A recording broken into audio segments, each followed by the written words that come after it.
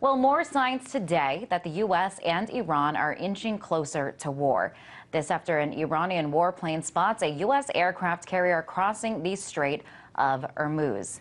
Now, this strait is critical because it's the only sea passage to the open ocean for exporting oil. Over 15 million barrels of oil passes through here every day. That's about a third of the world's oil shipments by sea.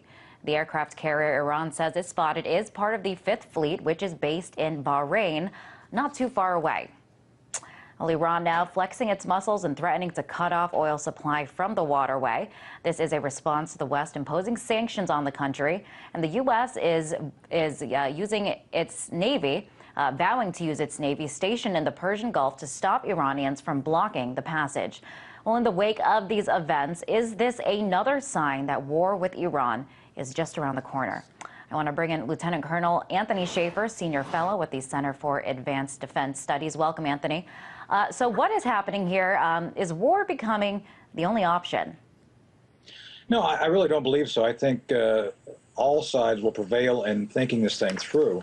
The Iranians have a great deal to lose. One of the things that I'd like to mention is the fact that they produce about 1/3 of the crude oil of the world that we currently have in circulation. So one of the folks who would be hurt the worst by a conflict in this area would be the Iranians. I don't think they're that irrational. Secondly, this is something that goes back to President Carter. Jimmy Carter back in the 70s said, as liberal as he was, that there was no way we as the Americans would ever stand for the Straits of Hormuz being cut off by anyone.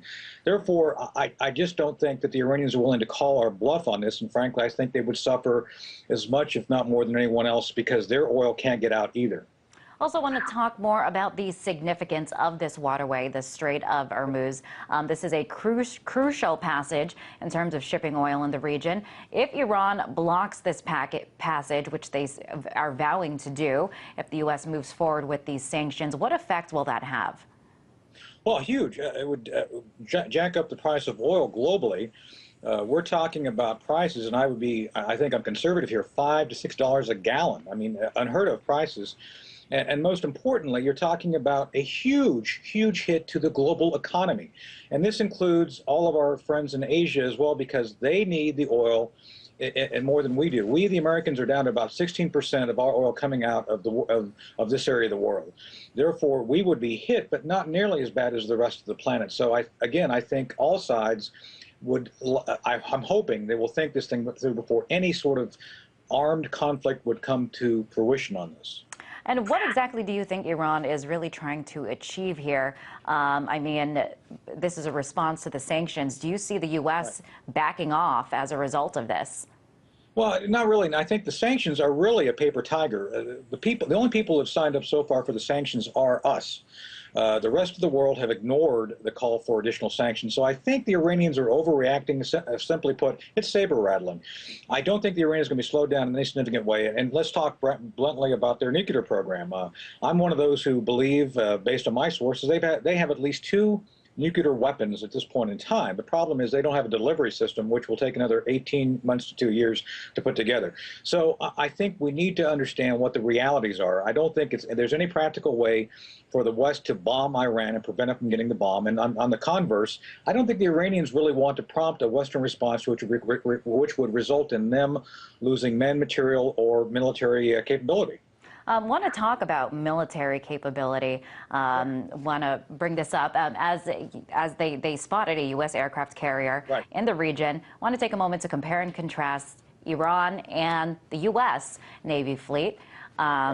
So Iran is equipped with 28,000 personnel, 65 aircraft, 26 submarines, 5 frigates, 225 vessels and warships.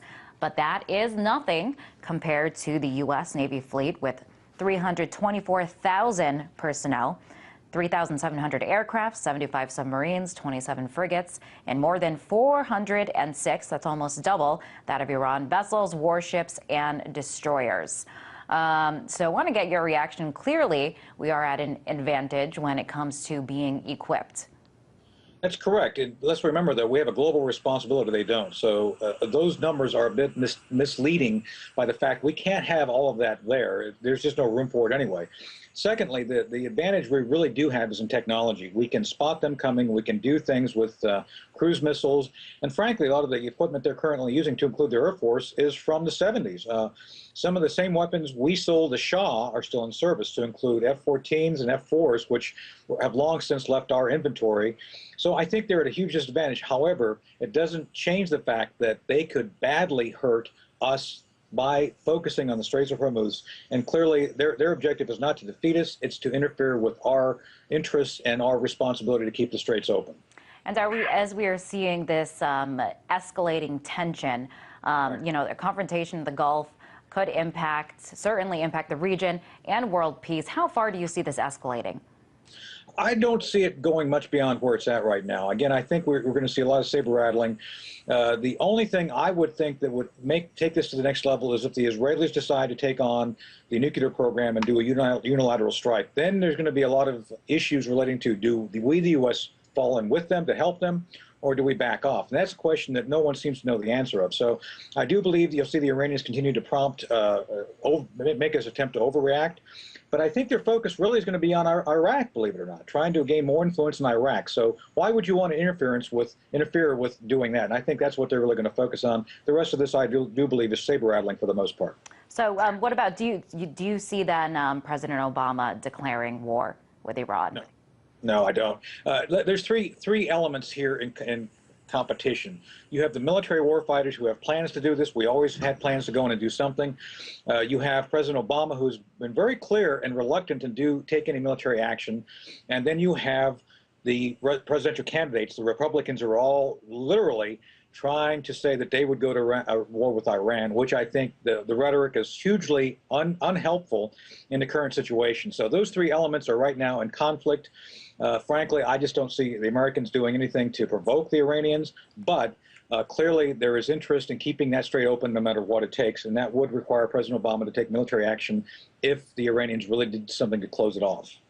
Certainly, we are seeing a lot of rhetoric, especially from the Republican candidates. I mean, how do you think that impacts the chances of coming to a peaceful resolution in the region when we are seeing so much of this harsh rhetoric, almost pushing to go to war from these candidates?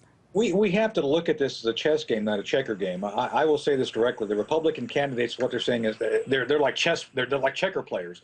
We need to look at the region from the perspective of Pakistan, Afghanistan, Iran, Iraq, Saudi Arabia, Syria. We have to understand all of those things and not simply push on one and assume that we can get away with it. So I think that the wisest course of action going forward is accepting the Iranians will probably have, if not already, a nuclear weapon, and try to deal with them as a regional power and not provoke them. And I think the Republican rhetoric is not helpful at this point in time. I don't think the Republican candidates, even if they were elected, would be able to follow through with any military action, even if they wanted to. Yeah, that's the bottom line.